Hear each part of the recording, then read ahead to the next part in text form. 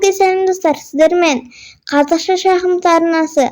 Және де бүгін мен сіздерге бүкіл фигураның қанша құнын екенін айтатын боламын. Қанша құны пешка.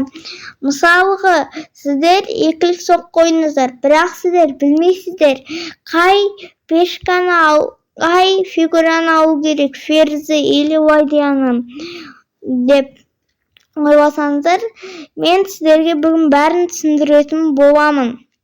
Мысалға, бірінші біз пешкадан бастайық. Пешка құны бір пешка. Ал енді слон ол 3 немесе 3,5 пешка тұрады. Ал қойын 3 пешка. Негізі слон күшті ма слон ба қойын ба күшті ма деген вопросқа негізі көбінесе 3/3 деген теория, теңбе-тең деген теория бар. Ол көп процент. Ал кейбіреулер айтады, слон 3,5 дейді. Ал по вероятности, слон көп жерді контролировать ете алады. Сол үшін көбінесе оны 3,5 дейді. Бірақ та қойынның да способності бар, ол секіріп өте алады. Көп екілік соқ қоя алады. Менің ойымша екеуі теңбе-тең. Екеуі теңбе-тең деп ойлаймын. Ал ладья бізде ол 5 пешка тұрады.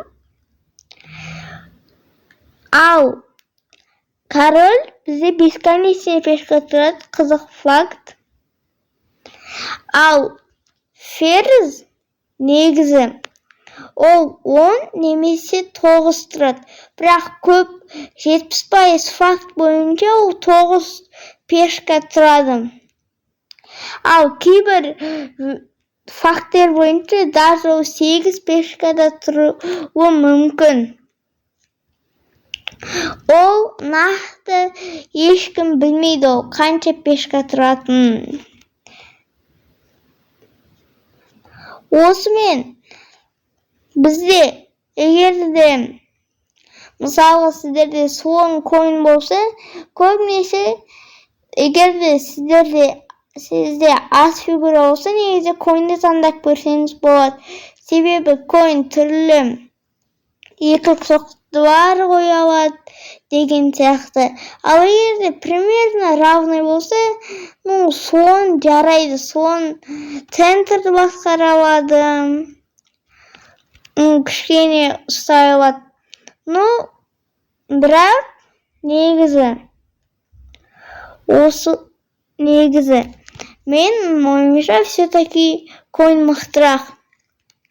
Осы видео сіздерге ұнаса, енді сіздер қалай выгодно обменяться ете алатыныңызды білсеңіздер, новичок шахматшы болсаңыздар, лайк, колокольчик және подписаться кнопкасын басып кетсеңіздер өтінемін. Сіздер маған көмектесесіздер, мен сіздерге көмектесем. Осы арқылы біз бір-бірімізге пайдамыз тиіп тұра алады. Осы видеоны көргендеріңізге рахмет. Сау болыңыздар. Мен басқа да видеоларымды көріп кетіңіздер. Сіздерге ұнайтынына сенімдімін. Ол видеолар қызық, түрлі ловушкалар мен пайдалы информация, және тағы да кішкене қай шахматный ойын сіздерге көмектесе алады. Соны да біз разбираться етіп, обзор жасап, қандай функциялар бар екенін айтып тұрып сіздерге көмектесеміз. Көргендеріңізге рахмет, сау болыңыздар.